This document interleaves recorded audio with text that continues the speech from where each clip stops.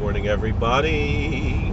I usually make my videos based on just whatever I read in the morning or I hear in the morning. So this morning, I listened to one of my favorite political commentators. I think one of the great political commentators of our time, even though he's often maligned. He's both talented and important, both in his content and in his delivery, and that's Dinesh D'Souza. And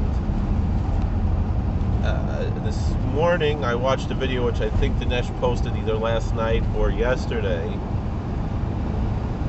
where he mentioned that one of Biden's advisors on the campaign said that the coronavirus was the best thing to happen for Biden and for the Democrats.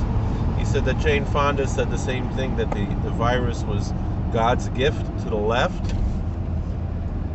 And the way that Mr. D'Souza expressed himself is like, we know that they all believe that, but that's like the quiet part you're not supposed to say out loud. They said the quiet part out loud. I think it's the idiom that's used these days for such speech, which is fine. It demonstrates what they really believe, and that is what led to President Trump's downfall. And Mr. D'Souza's comments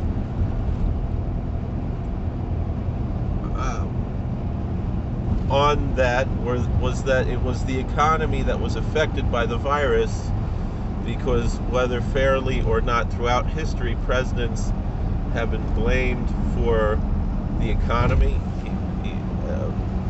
and whether good or bad. Meaning, when Clinton was riding on Reagan's coattails, that lasted through the Bush presidency as well, things like that.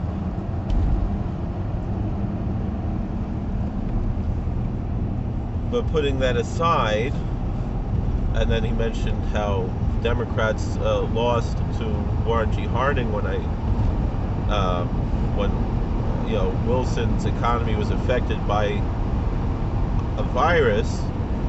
And I guess that's the argument against what I'm going to say now. But the Spanish flu was very different than this current COVID-19 virus. So my response to this is that it's not the virus that ruined the economy, but the response to the virus that was almost entirely done by the Democrats. And that's the part that Mr. D'Souza left out, which he's discussed other times, but he left out of this video, and I think it's important to point that out, is that the virus didn't do anything to the economy. It's the choices that the government's made on how to react to this virus. And I do believe that Democrat-run states and Democrat politicians saw this virus as a godsend, as a boon, as an opportunity for them to get the White House. They were very happy, they were relishing it, and that's why they made such a big deal about it. Because, again, if we look back at the data, everyone, oh, look, 500,000 people died in America on Trump's watch. That's how they love to say it. But then how many people, and it wasn't 500,000 on quote-unquote Trump's watch, but the numbers actually spiked at some point in this brief time that Joe Biden has been occupying the White House. And so, isn't it on Joe Biden's watch? Isn't that how this works? Or it's only that way when it's a president that's not approved by the approved media? And so, yes, it was a coordinated effort by the media and by the left to create this frenzy and destroy the economy on purpose. And so they were looking for whatever excuse they could find. And the thing is that it's not only the economy that was affected, but also the way that we vote was affected. And so whether or not there was fraud I'm not saying there was, because you're not allowed to say that on YouTube, but the manner in which we vote radically changed, and that made it possible for fraud to happen, if it happened or not. Made it a lot easier, and also led to a lot of uninformed voters participating who maybe usually would not. And I don't think that that's a value. I do believe that it's only a value when people vote and they're informed to do so. I'm not saying to ban people from doing so, but I don't see there's anything necessarily wrong with the large amounts of people who choose not to vote, if they have no interest in politics and they're just, all their conversations are about, I don't know, I couldn't even believe this, it was, I guess, about 6 years ago when I first started working at the Office of Mental Health, and I had some training that I had to go through, and there was 2 women there, and they were actually talking about the Kardashians, and I always thought that was a joke. Like, people actually talk about these people, like, that's actually interesting. Again, probably the stuff I'm interested in is not interesting to them, and I understand that, but it blew my mind. And now I understand that, but if that's what you find interesting, and you don't find politics interesting, and then you're just gonna go by some knee-jerk reaction based on lies that are told to you by the media, if you don't feel like voting, don't go through the effort. It's not, if you're not excited about voting, if you don't see it as an opportunity, if you're not interested in politics, and you don't feel like voting, I don't feel like we have to get out the vote. We have to get out the vote of people who are informed, interested, and know what they're getting involved with, and know what their voice is expressing. But I still, even with that, I have absolutely no belief that the claims that it just boggles my mind, because from the popular culture standpoint, it upsets me, because I cannot believe that 80 million people voted for Joe Biden because they love him, but rather the people who voted for him, by and large, or even 40 million people voting twice, but they, by and large, because they were brainwashed by the media, they hated President Trump. And I refuse to live in a world where hate is stronger than love, and that's very sad to me, because this 76 million people, probably more, who did vote for President Trump, which is more than any president ever received before that, really, we love President Trump. And I didn't like him in 2016. I'll admit, I voted for him because I didn't like Hillary Clinton. But I could understand people being excited voting for Barack Obama because he's black, and voting for Hillary Clinton because she's a woman, because the Democrats are racist and sexist, and that's all they care about. They don't care about actual content of character. They care about external, meaningless, accidents of birth, and that's what they focus on, because they're racists and sexist. That's who the Democrats are. That's who they've always been since the beginning of their party. They never changed, and the party's never changed. But this guy doesn't meet any of their criteria. So all right, so they're excited because they're electing a black woman, who, even though it's again, calling Kamala Harris black is that old Jim Crow one-drop rule, which is what the Democrats believe in.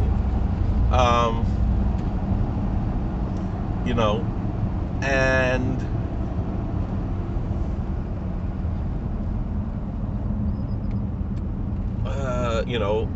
I think it's even more historically, if those things would matter, wouldn't it be more historically interesting that an even smaller minority in America, meaning people from India, people of her mother was Hindu, right? That her name Kamala is actually the name of a Hindu goddess, Isn't that like more interesting um, than a rather large minority of the African Americans? When we already had a black president from their standpoint as the Democrats.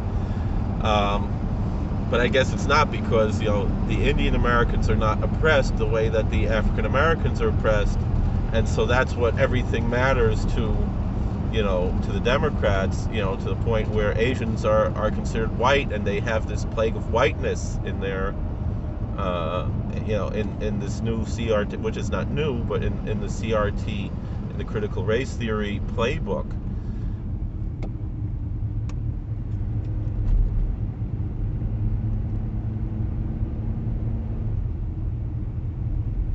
But in any event,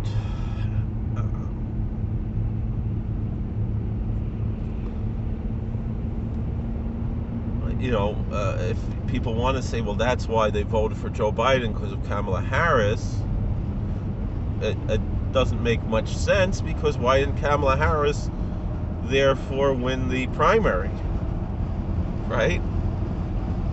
She not only she didn't win the primary, she didn't even get 1% in the primary. So something was weird here, but also the whole approach that Joe Biden had to picking, that he had to pick a woman of color, like, just saying that just shows how racist and tokenist he is. And it's not that he's racist against white males by saying that he's going to pick a woman of color. He's racist, and racism is racism. It's not like you're racist against one or another, and also racism and bigotry are two different things. You can be racist in a, I guess, quote-unquote positive way, saying that this group is good, this group, it has some positive aspects as a group, is also racist, and I'm not necessarily saying that that's an evil thing, but on the federal government level, we should be colorblind. That's what I'm saying. I'm not saying that on the cultural level we have to, force any group to assimilate. Obviously, I don't believe that. From my own culture and my own approach to life. But I believe just the same that the point of the federal government is to protect those people who don't want to assimilate, and protect those people who do want to assimilate in whatever they want to do. And it's just supposed to be freedom. That's what the federal government is supposed to be about, and having the military to protect us from foreign enemies, and to have, to run the money, because it wasn't really working. Each state had their own money under Articles of Confederation, and that's about it. It's not supposed to be this Leviathan behemoth that strangleholds the whole country. That's not the purpose of the federal government. Anyway, I meant this to be like a 5-minute video, but that's my point, is that the virus didn't do anything politically. It's the Democrats saw this virus, and the left saw this virus as an opportunity to get everything they wanted, which is total control. The irony that these people, Antifa, try to convince us that FA, F-A, stands for fascism. Actually, we know Antifa stands for Anti-First Amendment. That's what the left is, because they themselves are the biggest fascists, including these Antifa people. All these people, Joe Biden is Benito Mussolini, and so was FDR. I mean, when Mussolini heard about FDR, he's like, oh, he's just like me. I can say that because I'm Italian. I'm a quarter Italian. So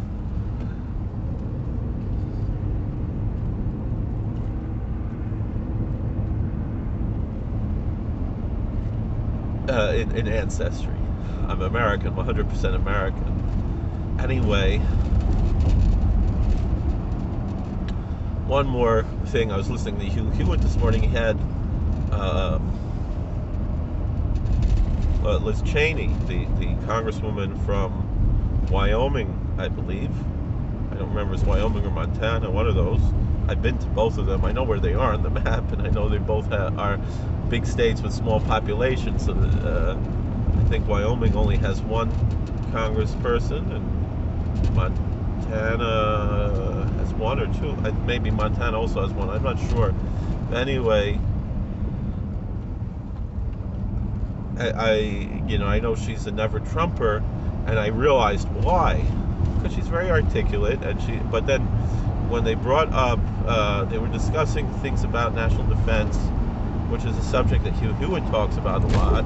And I listen to Hugh Hewitt because he's on the radio, and I like to hear different opinions, but I know he's not a fan of Dinesh D'Souza, and I'm definitely on Dinesh D'Souza's side over Hugh Hewitt's side. Hugh Hewitt gets offended because Dinesh D'Souza has the audacity to say that Democrats are racist, but it's true. So, he's living in 1985, and that it's still the Reagan administration or something. He doesn't understand. He thinks Democrats are like what's his name, Tip O'Neill, or Ted Kennedy, and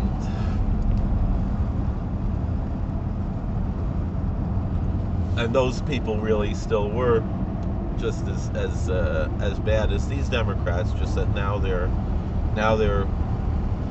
showing their teeth, But anyway, I realized why is Liz Chaney a never Trumper, and that's because she's a warmonger, and that's because President Trump was he was the Prince of Peace, he was the Sar Shalom, and I don't think that's I don't think that that's in any way blasphemous to say that, because I'm not a Christian, and I don't think the Messiah is God. So, and Koresh, Cyrus, which was the name that I forgot on the video last week when I was talking about Darius, I was trying to remember Cyrus, but Cyrus was called Mashiach. He was called the Anointed One in Isaiah, and according to our traditions in Daniel as well. So that's what Daniel was talking about when he spoke of a certain part, when he mentions the Mashiach, when he mentions an anointed one that sometimes translates the Messiah. One of the Mashiachim that it mentioned there is Cyrus, and the other one would be the last of the Herodian kings, or the Hasmonean king, one of the last kings of Judea in the Second Temple. But in any event,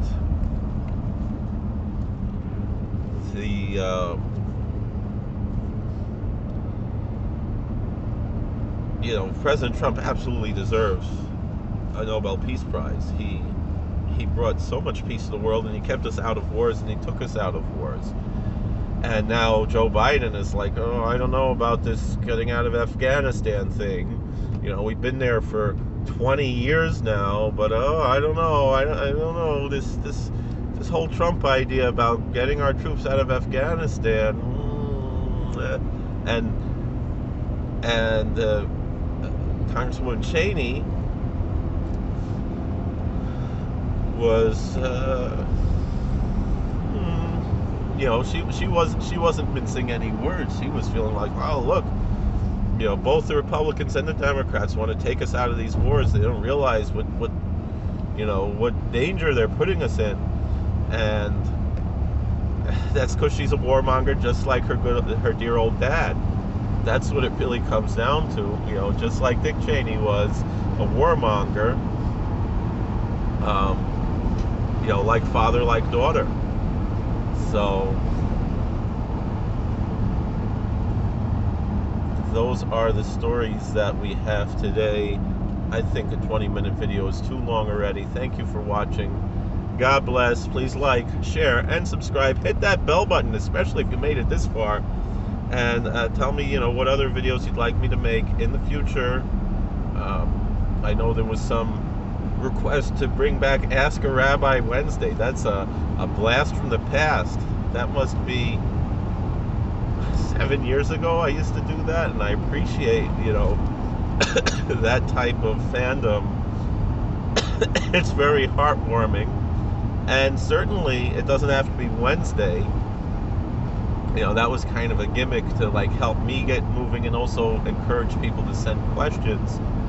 But I certainly would like to answer any religious questions. I know there was a request for a few weeks ago, a shir on Noam Elimelech, a few months ago now, and some other Sifrei Chasidus. I would like to do that. I kind of feel like I want to get some kind of a sponsorship going for those, whether it's for Shlemas or for, even if it's just maybe, we could talk. It doesn't have to be a lot of money, but I do need, especially because for me to sit down with a sefer, unless I'm doing the screen capture, but even still, it's a little bit difficult to do that while driving. So we can discuss that. I also have a podcast. I'm not getting paid for that either, but I have a podcast I've been doing once a week with the IDT Yeshiva of Newark, with Rabbi Avram Kivlevich, who's the Rosh Beis Medrash there at the IDT Yeshiva. And it's an interesting podcast. This week's, I think, was one of our best because we had a guest on the show who was interested in the subject matter that we talk about there.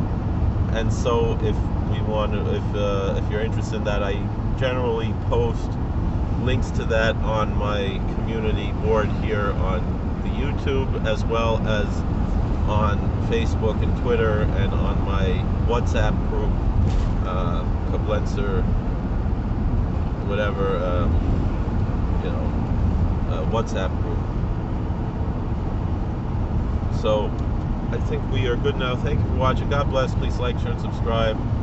Comment. Hit the bell button. Please share these videos. I'd like to get my subscribers up. I think that this material can be interesting for a wide audience. That's why I try to keep these videos not too parochial, and I can switch back and forth between a religious video and a political video.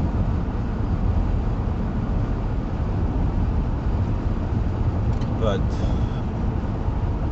that's kind of the way I'm approaching, because I saw another channel where it was an African American young man talking about his channel, and he says, how stupid a lot of people are on YouTube and they can't grow, and look at what he did. He got up to 14,000 subscribers after rather quickly after he started working on his videos a little bit more. And that was 2 weeks ago, and now he's up to over 50,000 subscribers, and that would be something quite nice. And a lot of the things that he said, not only politically, I only saw 2 of his videos, but both the politics aspect, but also the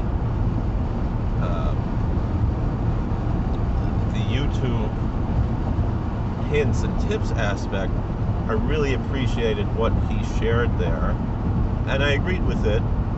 I don't remember the name of the channel. It was Leon something or other. I don't remember right now.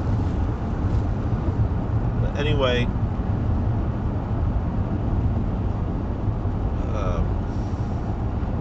one thing that I really appreciated was that he said that he doesn't have any of his friends watch the videos. He wants to make videos that are interesting to himself. He's not trying to put on any show. He's just being himself, and he's succeeding now. He does do some editing, and I don't do any editing. I don't have patience or time to edit videos. I work a full-time job, and I love my full-time job, and I'm not looking to replace my full-time job with YouTube. but I don't see any reason not to grow the YouTube channel, you know. And I for the most part believe that there's no reason for me to put in extra hishtadlus, that's the way that we speak, in extra effort. I think my hishtadlus is I make these videos, I put them up, and if God wants it to succeed, I believe that each and every person who hears these messages, it's by divine providence that they're hearing this. God has guided you to this video right now. I mean, and I believe that because that's a basic theology that the Hasidic Judaism believes, is the total sovereignty of God. It comes to almost a Calvinist level, but it's a different expression and a different theology. Obviously, more than just not being Christian, but because a lot of Calvin's ideas, you know, come from the Hebrew Bible, from what the Christians call the Old Testament, as far as God's sovereignty and divine providence. So that's not exactly what the issue is here, as much as you know, how God's sovereignty, you know, interacts with our lives, and when we have what we would see as personal failures and would be, you know, against God's teachings for us and God's guidance to us, and how to, you know, approach that. It's you know, it's a different approach between Calvin and, let's say, the Rebbes of Ishbitz. So, you know, these things are things that we've discussed in other videos, and you can look around. I think I will make one religious video today. So thank you for watching. God bless. Please like, share, and subscribe. Comment. 27 minutes already. Like, wasting your time. Sorry about that. Thank you for watching, and all the best, and keep in touch.